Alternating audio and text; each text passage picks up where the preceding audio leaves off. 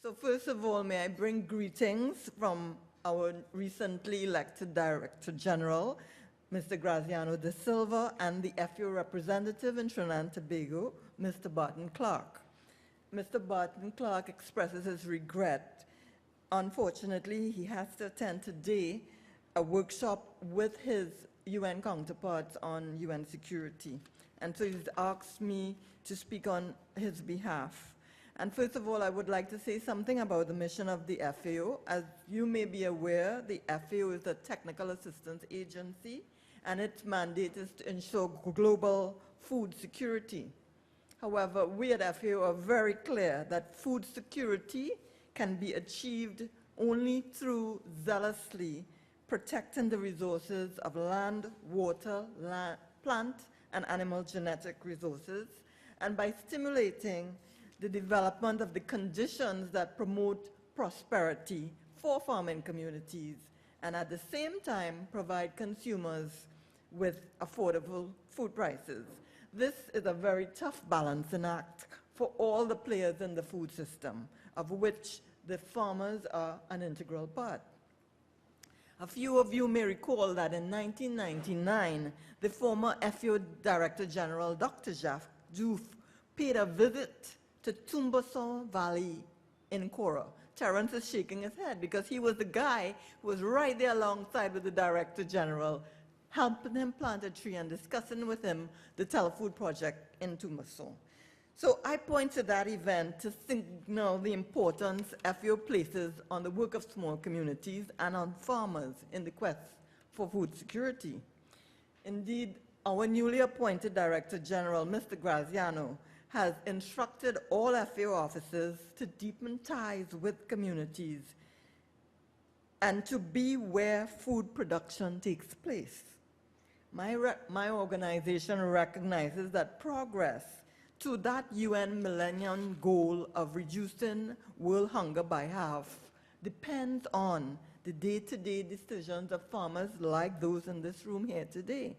And these farmers that are here, you are a distinguished group because you have recognized the long-term impact of your farming decisions on the quality and the health of farming ecosystems. You are farmers, and I'm saying this because of the information I've received from the project, you are prepared to weigh that trade-off between the short-term gains, dollars in the pocket now, and cash flows of the future. You are farmers who are contributing to the protection of livelihoods and assets of your neighbors, your fellow citizens in the valleys and the plains downstreams, and those who depend on the sea for their livelihoods. And therefore, FAO has been honored to partner with the Kora Valley and the St. Joseph Valley Farmers Association, with the Copper Foundation, IICA, UWI, through the FAO Telefood Fund. The Telefood Fund goes to enterprises, it targets enterprises of communities or farmers' organizations who are interested in income generation in a sustainable manner. I would like to talk about marriage.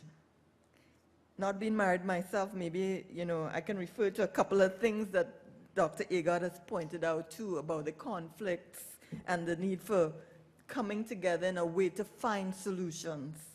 And I would like to think that this project has engaged you in finding solutions to really, really difficult questions that you face every day about where to place your money and how to handle that transaction which is taking place in a living biological system. So I want to encourage you to continue to participate in that kind of dialogue and to participate in the forthcoming dialogue on agricultural policy.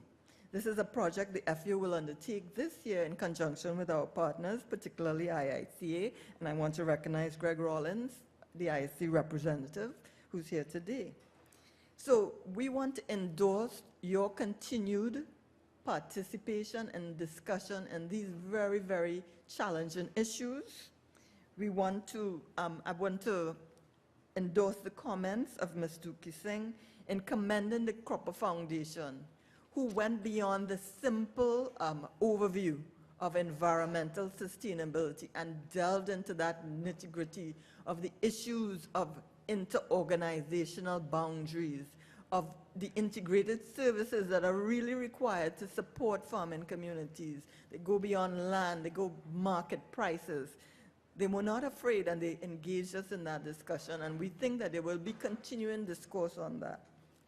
Rio Plus 20, Dr. Agard mentioned this very important UN conference that is going to take place, and I believe there will be important messages from this project to Rio Plus 20 on ecosystem services and incentives that a country like Trinidad and Tobago should consider for ecosystem services.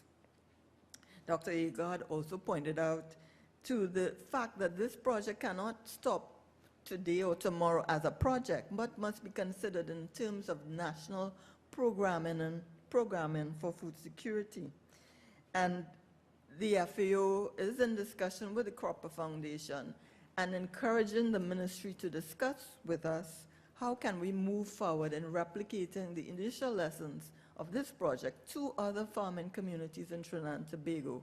How can we merge the lessons learned, and in the very important teaching tool called the High Nature Value Index as an important interaction and teaching tool between extension services, field services of the ministry, and with the farmers of Trinidad and Tobago.